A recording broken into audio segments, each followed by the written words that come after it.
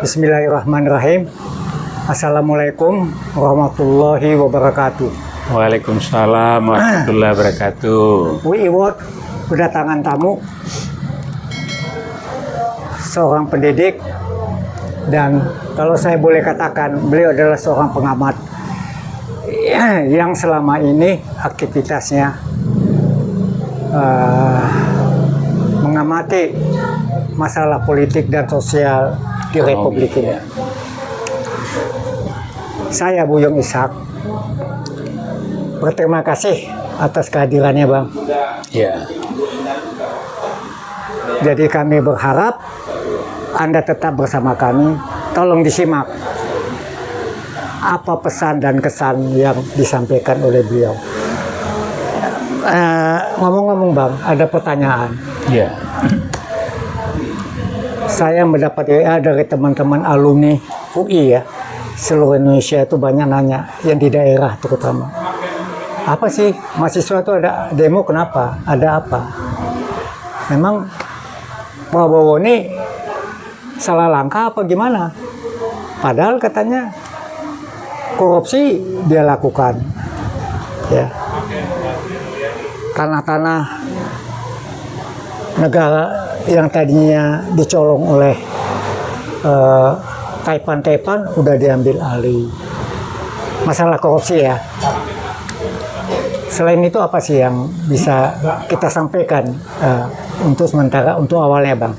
Terima kasih, Bang. Ya, baik. Terima kasih. Assalamualaikum warahmatullahi wabarakatuh. Waalaikumsalam warahmatullahi wabarakatuh. Saudara sebangsa dan terakhir, khususnya generasi muda. Ini patut kita cermati dinamika kekinian.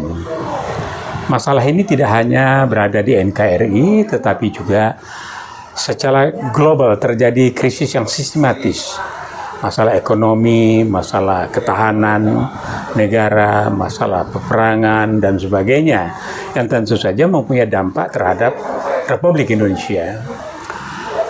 Nah, demo yang kemarin ini seperti yang dipertanyakan oleh Bang Buyung, betul. Di samping mahasiswa yang demo, kok banyak lagi yang lain. Kemudian sasaran dan tuntutannya apa sebetulnya? Nah, mari kita tengok sepanjang sejarah, kalau yang namanya pemuda, apakah generasi Bastille di Prancis, apakah itu di Latin, terutama di Indonesia, pemuda itu bergerak sejak Yogyakarta, Sumatera, sampai dengan tahun 66 sampai 98, karena pemuda ini adalah yang mendorong terjadinya sebagai change agent di dalam pembangunan.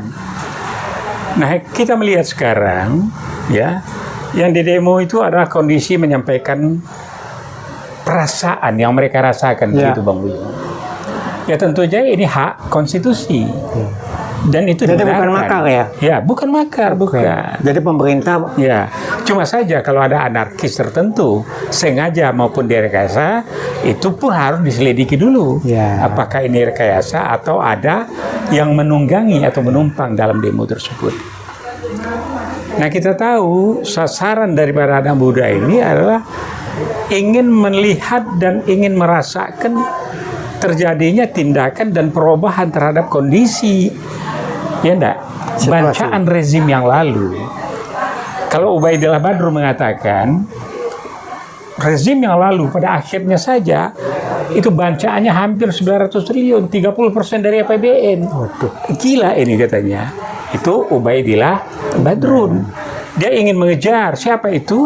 Yaitu geng Solo, rezimnya Jokowi. Ini harus dikejar dan dituntut terus. Tapi di sisi lain ada permasalahan. Ada juga suara turunkan Prabowo, turunkan Gibran. Tapi makin kesini ramenya kepada Prabowo. Ya. Nah, ini satu pertanyaan besar. Ada apa gerangan ini? Nah, secara internasional kita tahu China dan Amerika, tidak tahu barangkali mereka berbisik di belakang layar, itu bancaan di Indonesia ini. China komunis dan Amerika. Oke, kita tahu semua. Data menunjukkan. Nah, kita lihat lagi bagaimana statement dari Presiden kita Prabowo. Koruptor ini akan kami kejar sampai ke Antartika. Ya. Kemudian enggak juga. Tapi belakangan muncul tanah-tanah negara maupun tanah-tanah negara yang diambil ilegal oleh pemerintah, ya, oleh para perampok yaitu Taipan dan para ini, maka sawit, tambang dan sebagainya itu sudah ambil alih. Berarti apa yang disampaikan oleh Prabowo tadi sudah mulai terrealisasi. Walaupun nggak 100%. Iya, walaupun belum. Ya. Tapi tren ke sana itu ada, kecenderungannya ada. Nah, kita lihat lagi, ya, Ketua Ombudsman mulai dipertanyakan, yang baru ini. Ya. Nah, sedangkan katanya juga Wakil Ketua KPK sudah mulai di sini. Berarti bersih-bersih ini memang dilakukan. Tentu ini sepengetahuan Presiden tentunya.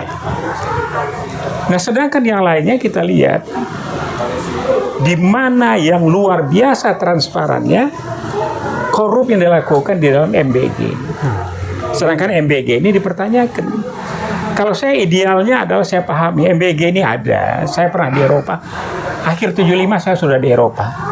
Nah, ada mereka, tapi kontrolnya ketat, luar biasa, sehingga efektif dan budgetingnya juga dipersiapkan juga rupa.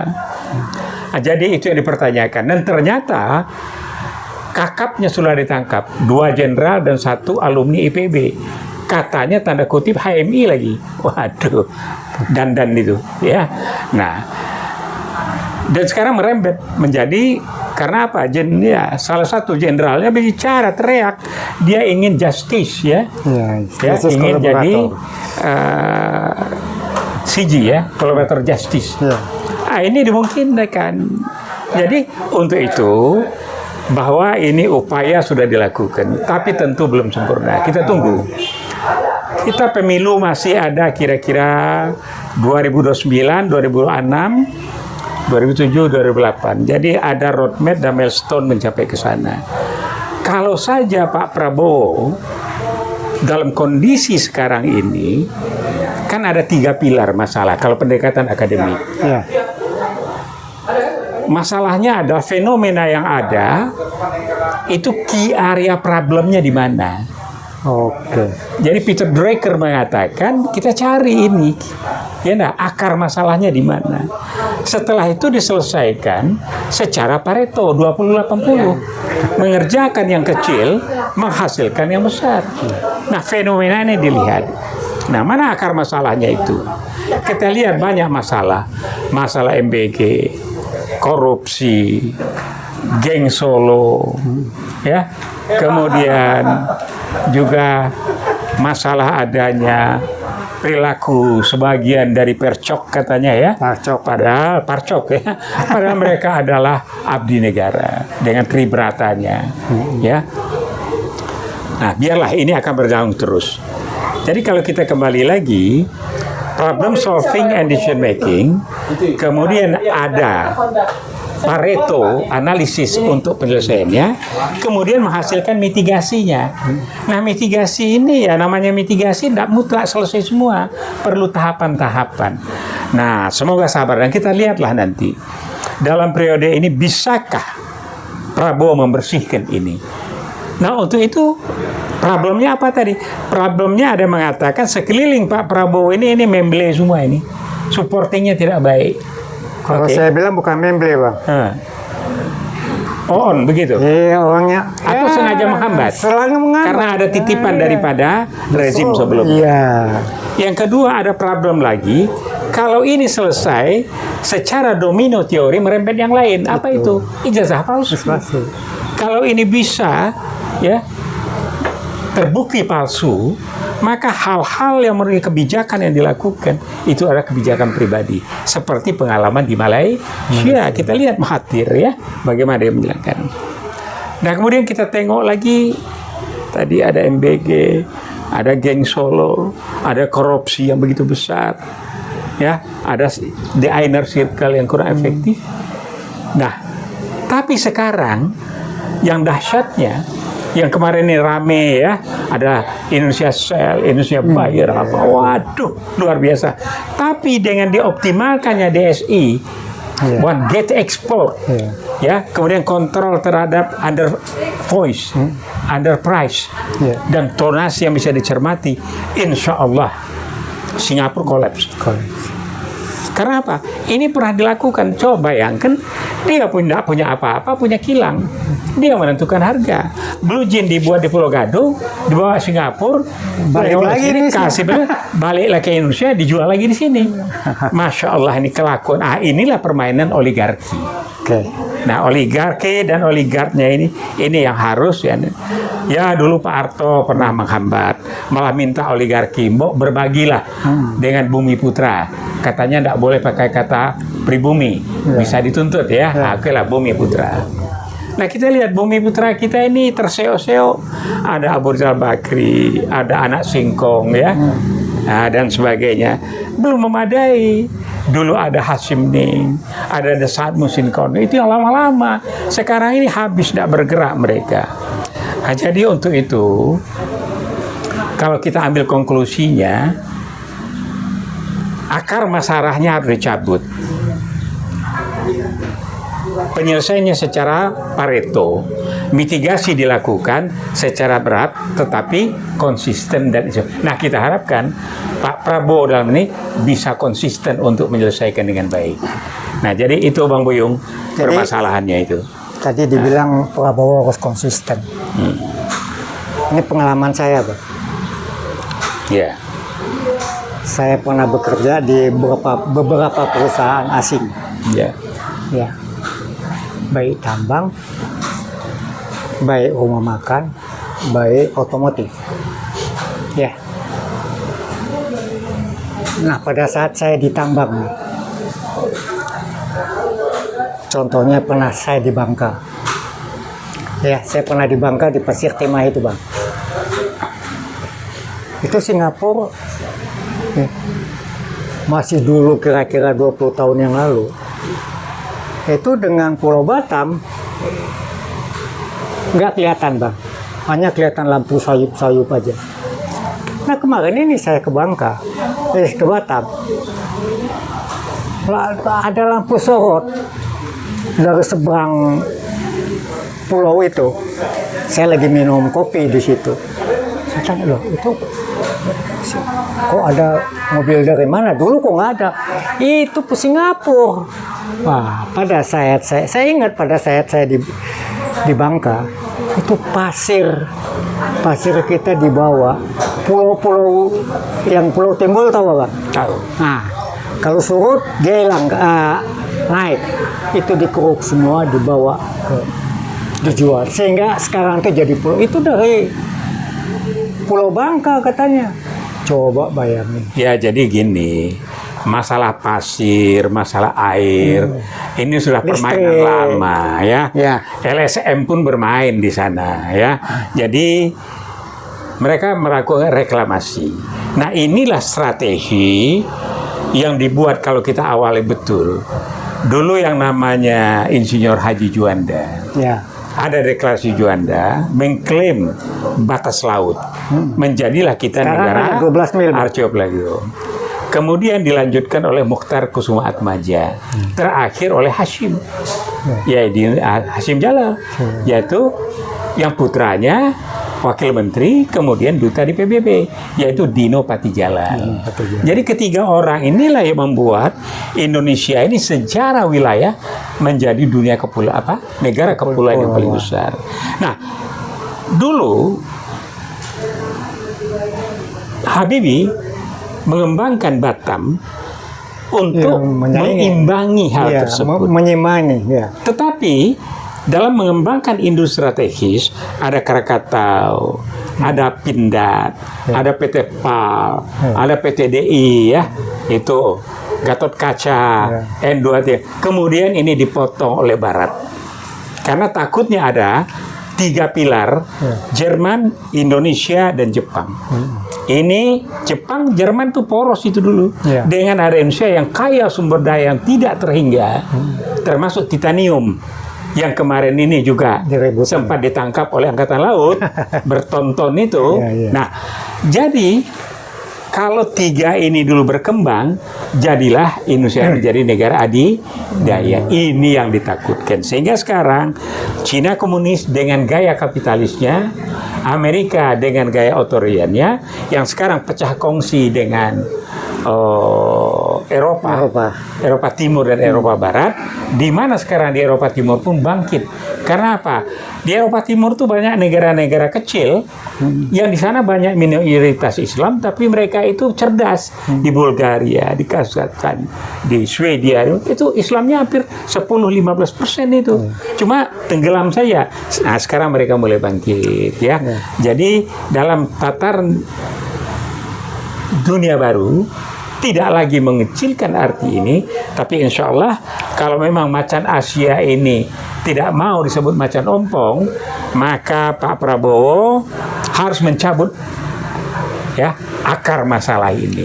Nah, dalam itu Pak Prabowo nggak usah susah, banyak kok yang mau bantu dia, banyak mahasiswa, banyak pemuda, banyak LSM. Masalahnya bukan soal banyak yang mau bantu, Bang.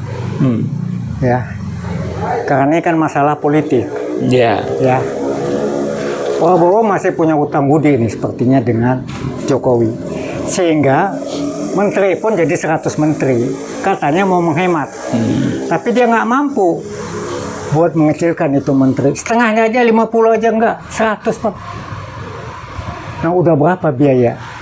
Itu satu. Yang kedua, kan kita punya sumber daya alam yang nggak tanggung-tanggung nih. Buat mensejahterakan bangsa ini sudah cukup mungkin, Bang. Lebih dari cukup. Kita punya nikel, kita punya pasir timah, ya. Kita punya CPO dan lain-lain. Yang sekarang ini adalah produk yang dilindungi, yang diperhatikan oleh Prabowo. Ini harus di tangan satu tangan, yaitu namanya apa? DSI. Nah, itu akibatnya apa? Singapura kan kelabakan. Betul. Nah, itu yang kedua. Yang ketiga,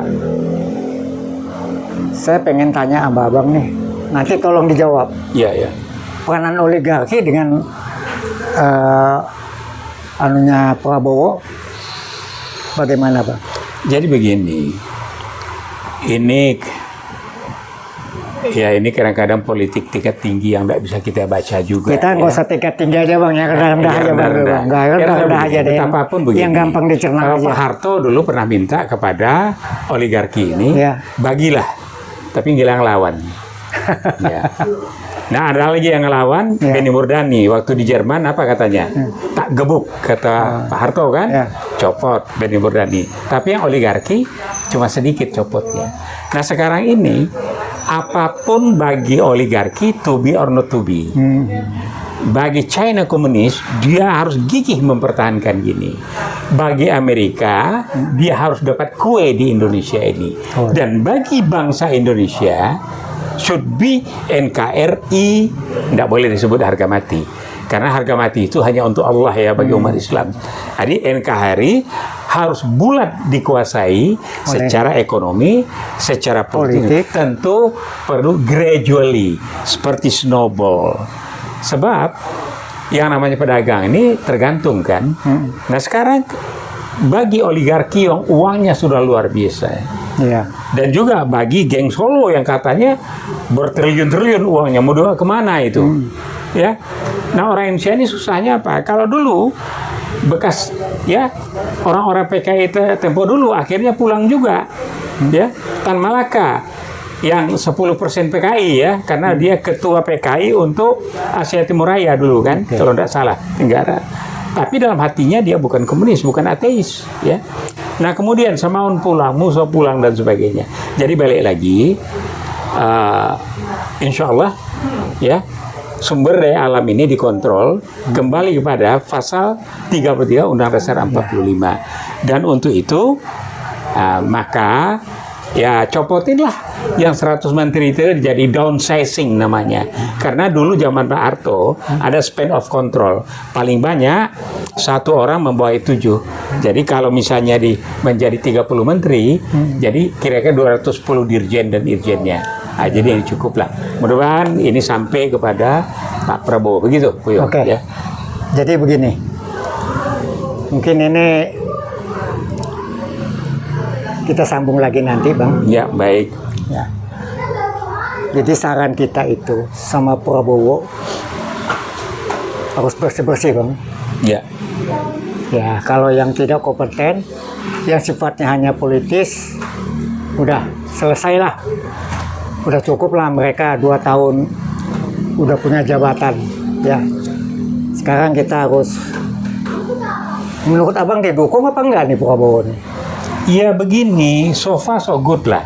Tentu kalau so far so good, should be we have support him, kan gitu. Ini pakai bahasa Jawa dikit, biar gagah ya. Ya, dia keren dikit. Biar keren ya. Oke, gitu. Oke. Ya, baik. Terima kasih atas perhatiannya. Semoga bermanfaat buat para pemirsa. Kami tadi telah mencoba menjawab pertanyaan dari teman-teman alumni yang di daerah yang mau WA saya, ada apa itu demo. Tapi rupanya merembet ke cerita yang lain-lain nih Bang ya. Saya rasa demikian. Lain waktu kita bisa ketemu lagi. Assalamualaikum warahmatullahi wabarakatuh. Waalaikumsalam warahmatullahi wabarakatuh.